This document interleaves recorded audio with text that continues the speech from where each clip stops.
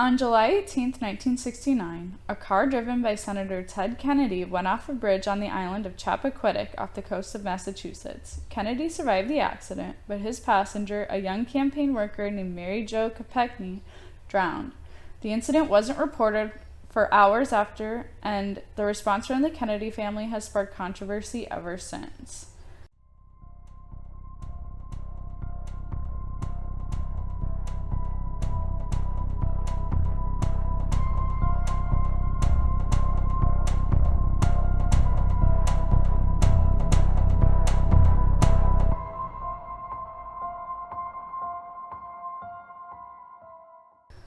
Welcome to Let's Be Briefed. This week we're talking about the Chappaquiddick incident, and I'm Sydney.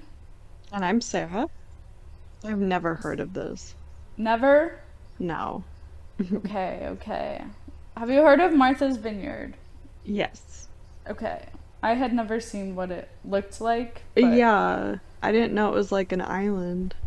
yeah, so Martha's Vineyard is an island in the Atlantic where a lot of rich people have houses, and it's just a very wealthy area. I'm pretty sure Robert Kennedy Jr. died on his way to Martha's Vineyard in a plane crash. Oh, really? Yes. Why do I feel like that is part of the curse? Wow. Because of Is what there? happened here. I don't know. I feel like it's a little Oh, bit karma. yeah, karma-y. Our curse is Yeah, just karma. maybe. You did something really bad. Isn't there is like a No, Kennedy curse though, isn't there? I thought Or like so. people say there is because they've had a lot of really bad things happen to them. Yeah. But this takes place on Chappaquiddick, which is an island off of Martha's Vineyard. So I have a little map so you can see. That's off Yeah. of the island. So it's an island off of an island. It's pretty tiny. I think it's like 500 yards. Like at the narrowest where the ferry is, it's like a 500 yard, which I don't Oh, know how big that actually is. I have no concept of space in yards, but I don't think it's like that's not very far. no. So, on the evening of July 18th, 1969, Kennedy attended a party on Chappaquiddick Island with a group of young women who had worked on his late brother Robert's presidential campaign. At around 11:15, he left the party with Mary Jo Kopechne, a 28-year-old campaign worker. According to Kennedy, he was driving Kopechne back to her hotel when he took a wrong turn and accidentally drove off a narrow, unlit bridge on a deserted road. The car overturned and landed in the water, trapping Kopechne inside. Kennedy claimed that he tried to rescue her by diving into the water several times, but he was unsuccessful. He said that he then walked back to the party house, where he asked two of his friends, Joseph Gargan and Paul Markham, for help. Gargan and Markham allegedly attempted to rescue her, but they were also unsuccessful. He then went back to his hotel room, where he changed clothes and took a shower before going to bed, but did not report the incident to the authorities until the following morning after the car and her body had been discovered by a group of fishermen. What? Mind you, his hotel room was on Martha's Vineyard, Wow. not Dude, even on Chappaquiddick. no. How did he get out of the car and not her, though, too? I don't know. He doesn't say that. Dude, why? Why would you be like, why would you not call anyone? Yeah, seems a little suspicious, doesn't it? Yeah, or like the friends that helped, why would they not call Yeah, anyone? what? And there were people that lived nearby. There was a firehouse. Like this Oh, isn't like a deserted island. There were people yeah, on the island that yeah. he chose not to report any of this to. Wow. And On the fact top that of, he go ahead. reports it after it's found, like, did he know it was found? And then he's like, oh Yes. yeah, that happened. Yeah. What? Oh my God. So here's where things start to get a little suspicious. The ferry shut off at midnight, right? Okay. All of this supposedly happened at 11:15, and they were driving to the ferry, which they could have gotten there by midnight if that's all they did, but then he crashed, and then apparently everyone tried to rescue her and couldn't. Right. And by the time that would have happened, because he walked back to the party, Yeah. the ferry would have been shut down. So somehow he got back to Martha's Vineyard to his hotel room. And here's where things get a little weird. He gave no explanation to how he crossed the 500 feet, not yards. So that's really not that far. But how he crossed the 500-foot wide Katoma Bay Channel to reach his hotel room in Worth House, the white clapboard annex of Edgartown's Shiretown Inn. But early that morning, Russell Peachy, one of the inn's owners, acting as night clerk, noticed the senator standing outside on the patio and asked if he could help him. Kennedy, in a clean, dry sports suit and trousers, showed no signs of, distress. He said he had mislaid his watch and asked what time it was, and then mentioned that he had been disturbed by the noise of a party next door. Peachy told him it was exactly 2:25 a.m. and promised to have the noise stopped. So he said, my watch isn't set right. What time is it?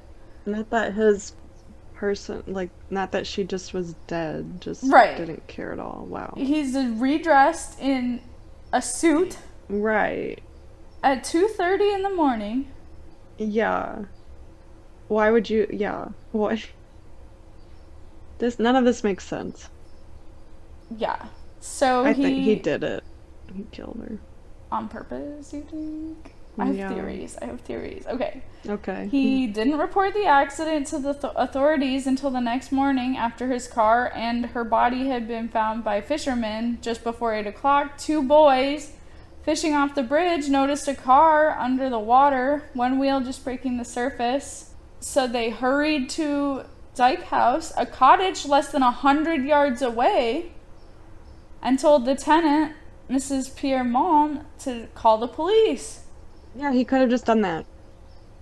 And it only took them 15 minutes to arrive, and they could see the rear license plate, and the car was registered to the Kennedys, I believe.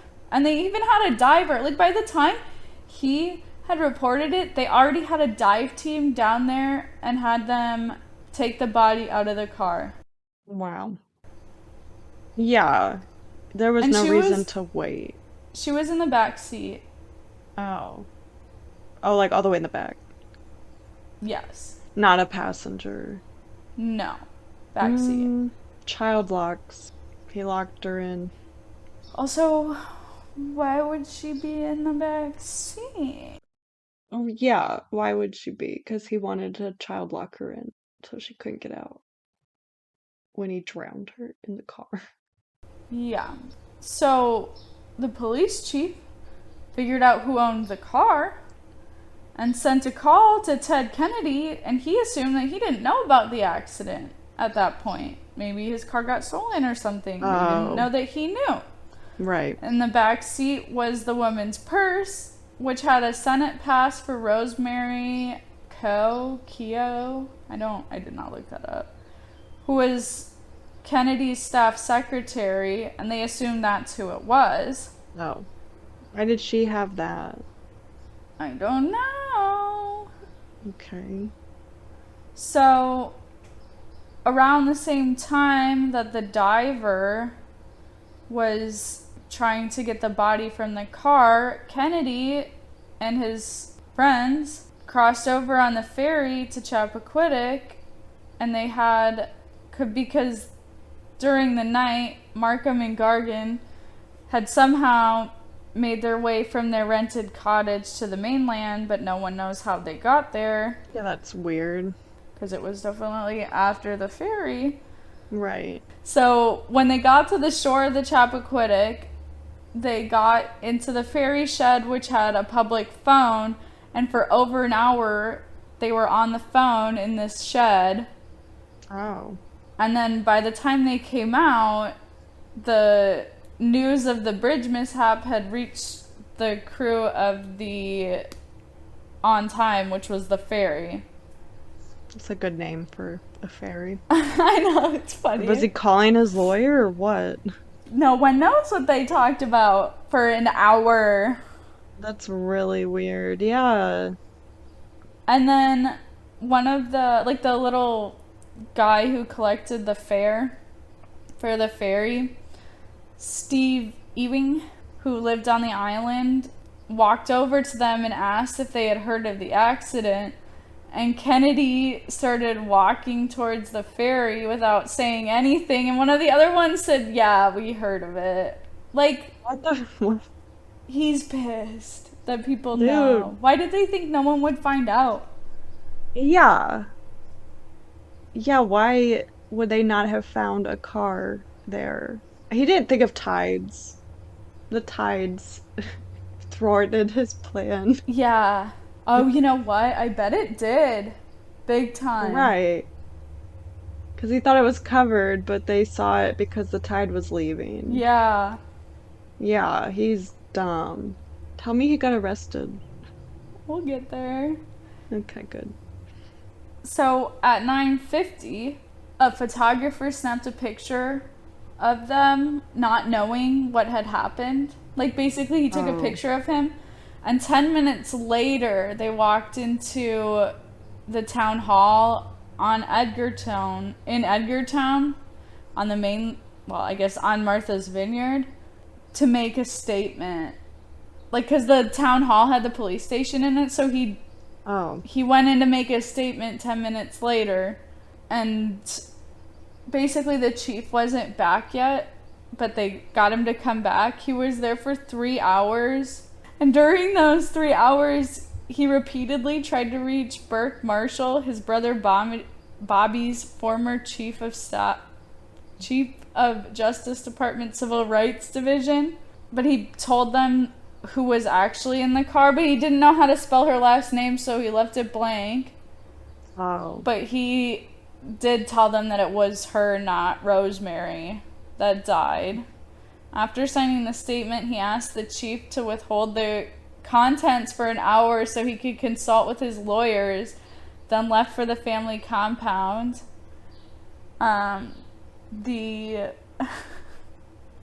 sheriff agreed and withheld the statement for 2 more hours, but by late afternoon, no word had come from the Kennedys, so he released it to the press. And almost immediately, Markham called asking him to hold back, but by then the story was already out. So they were trying to, never release this story, I'm pretty sure. Yeah, that's super shady. Yeah. What did she know that he was gotta get rid of her? Exactly. So basically they were staying at the family compound called Hyannis Port. So Kennedy made his formal statement on Saturday, July 19th, which I believe that's the day after it happened. Yeah, it is. Yeah. And then for the next 6 days, he remained in the high fence seclusion of Hyannis compound, and emerged only on Tuesday to fly to Plymouth, Pennsylvania for the funeral. He basically made his statement, locked himself in, only left to go to her funeral. And then the Kennedy family doctor announced that he had a mild concussion. And he had his neck in a collar at the funeral. And his wife was there. And Bobby Kennedy's widow, Ethel, which I don't know how Bobby Kennedy died. The Kennedys actually have had a lot of really, bad things happen to them. Yeah, but, this doesn't seem like that. It seems like he did it on purpose. Yeah. So, during that week, a bunch of, what they called them, the high counselors in the article, but Robert McNamara, Ted Sorensen, Richard Goodwin, Keith O'Donnell, Burke Marshall, the motor vehicle legal expert Robert Clark Jr., and enough others to fill